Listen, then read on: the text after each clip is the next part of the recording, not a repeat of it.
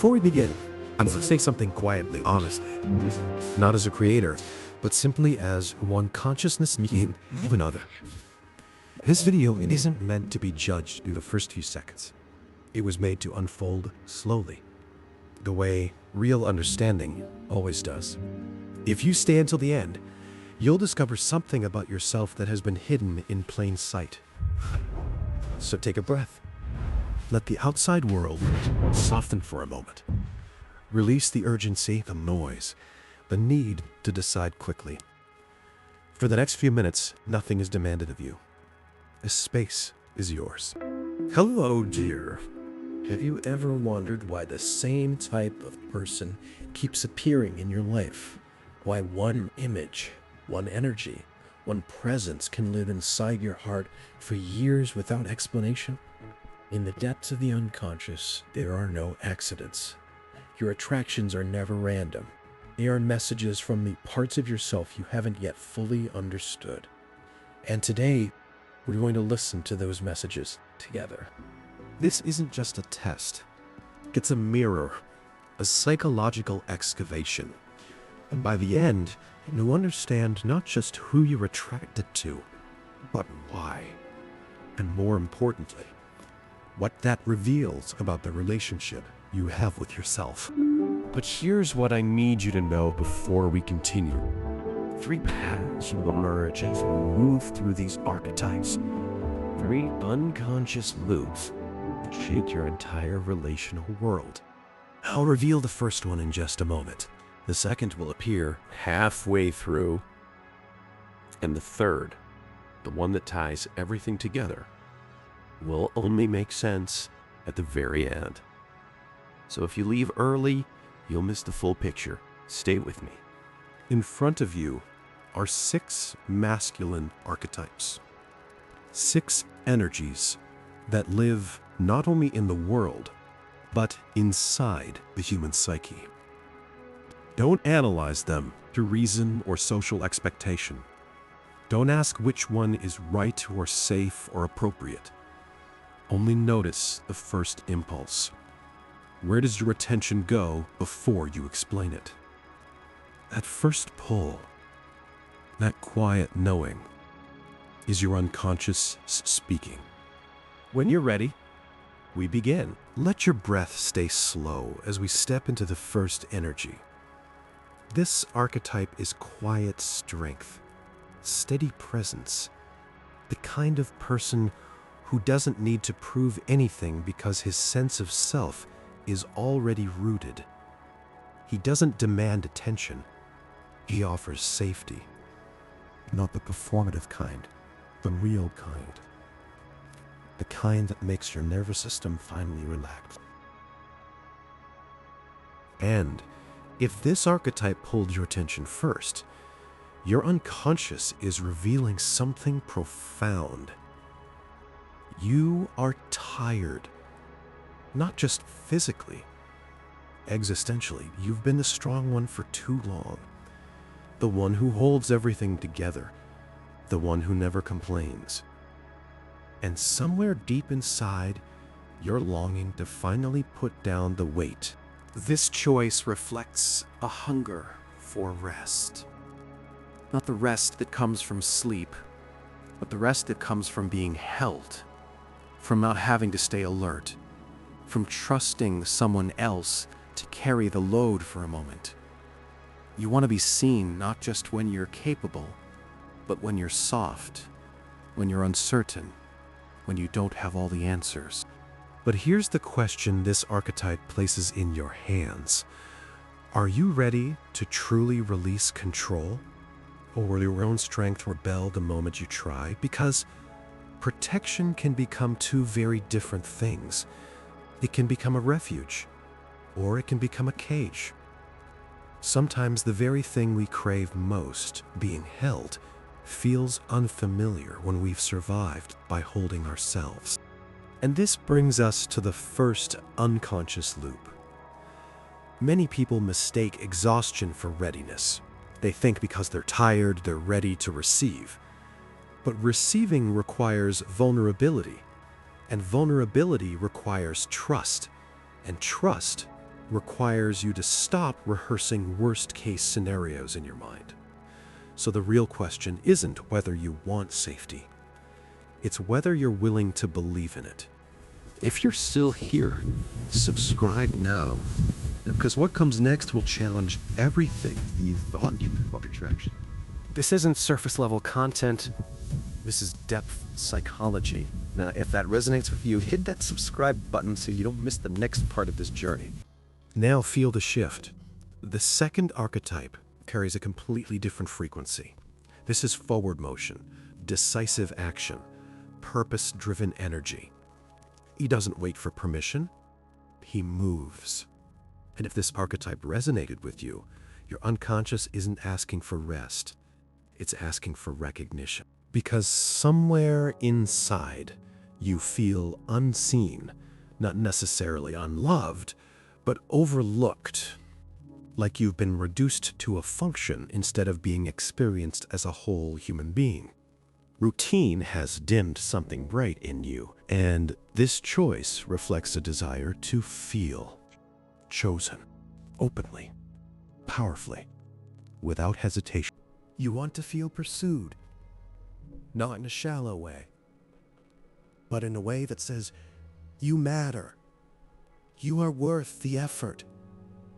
I see you, and I choose you. You want intensity, movement, a sense that life is happening again. But here's the shadow.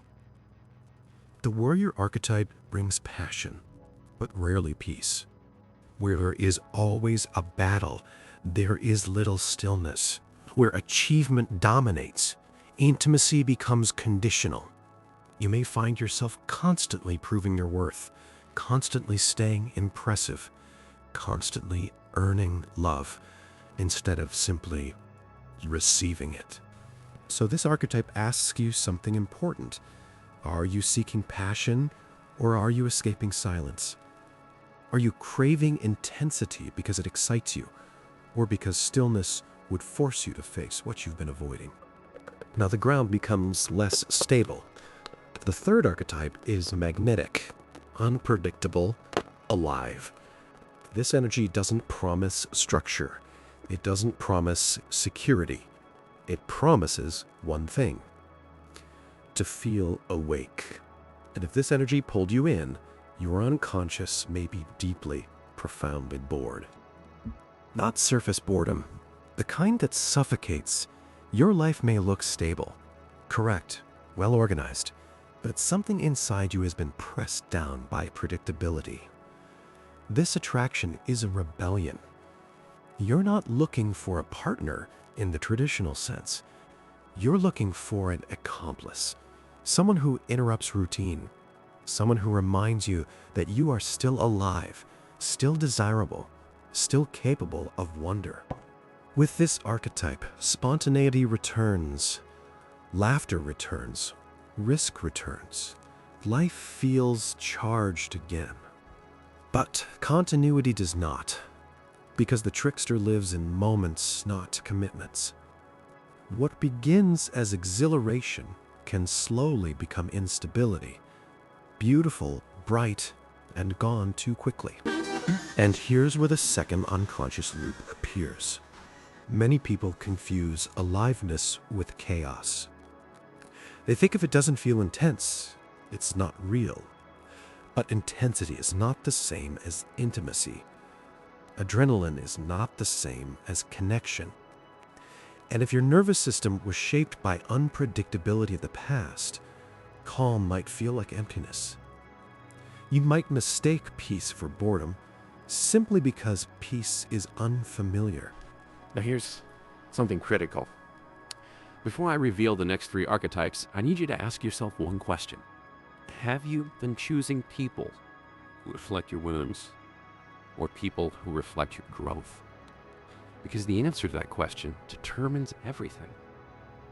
And the 3 remaining archetypes will reveal which path you're on. Stay with me. If your attention moved toward this archetype, something in you is speaking from a place of psychological maturity. This is presence. This is someone who stays, not because they have to, because they choose to. And when this energy resonates, your unconscious is no longer begging for intensity.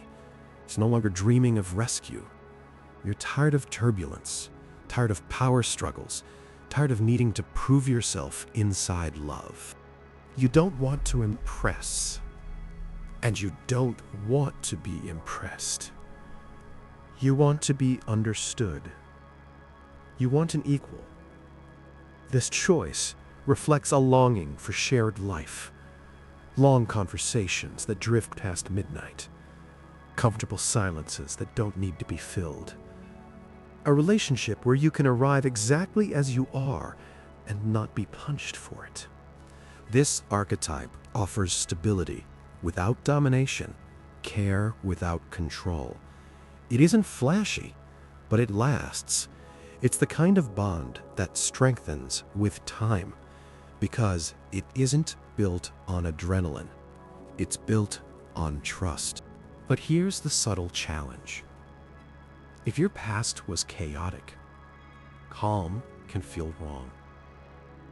You might confuse anxiety with passion simply because anxiety is what you learn to recognize as love. So this archetype asks you gently, are you ready to stop confusing intensity with love? Are you ready to let something steady become beautiful? Now feel the air change. The fifth archetype doesn't stay in one place. This is expansive energy, curious, untethered, free. He doesn't belong to routine. He doesn't belong to fixed structures. He belongs to movement. And if this archetype drew you in, your unconscious is asking for space. You may feel confined by roles, by expectations, by obligations. Life has become too narrow, too defined, too tight around you. Something inside you needs air. And this is important. Sometimes it's not even about wanting a partner. It's about wanting permission to be more than your responsibility.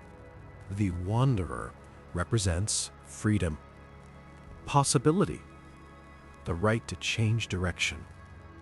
He reminds you that you are more than what you carry. With this energy, inspiration returns.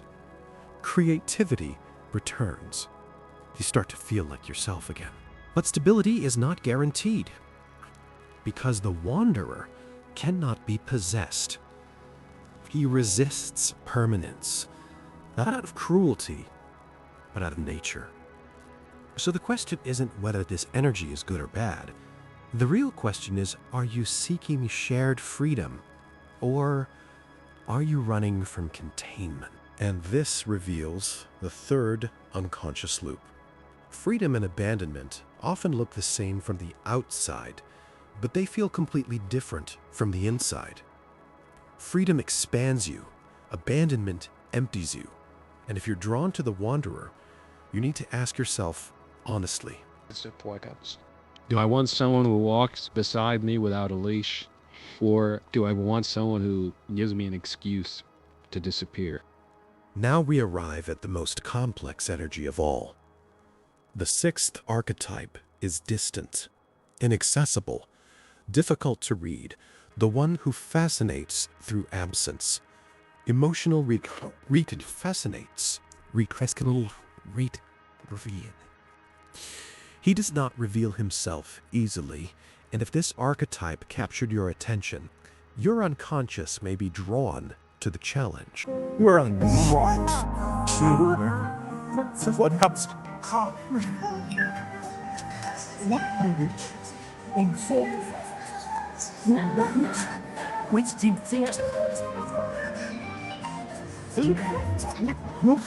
Well, this time, Digby.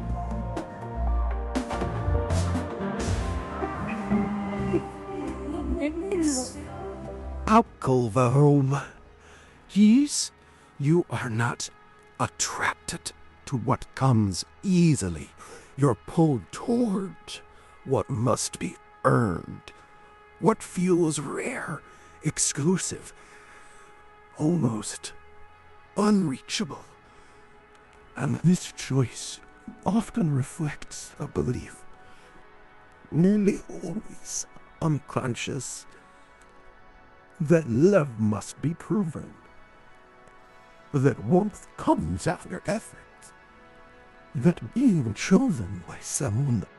And that is a dangerous seduction, because the enigma can carry brilliance, depth, intensity, but emotional availability may remain limited. You could spend years trying to open a door that was never meant to open. The risk here is emotional hunger, slow starvation, waiting for small signals, interpreting crumbs as meals, calling longing love because longing is what you've learned to tolerate. Now let me tell you something that might change everything. These 6 archetypes are not about men. They never were. They are about you, about the parts of yourself you have not yet integrated. The qualities you long for in another person are often the qualities you have denied in yourself. And the moment you begin offering yourself care, recognition, freedom, depths, the outer world reorganizes naturally. So here's what I want you to do. Look again at all 6 energies. Protection, purpose, play, presence, freedom, mystery. There are no wrong choices. What pulled you in is simply your most honest answer. Right now, not your destiny. Your needs can shift as your awareness grows. If this resonated with you, do 2 things. First, subscribe. Because this channel exists to go deeper, to explore the unconscious, to offer what most content never touches. And second, share this video with someone who needs to hear it. Your reflection might be the mirror they've been waiting for. Thank you for staying present in a world that always rushes outward. Choosing to look inward is a profound act, and you just completed it. I'll see you in the next one.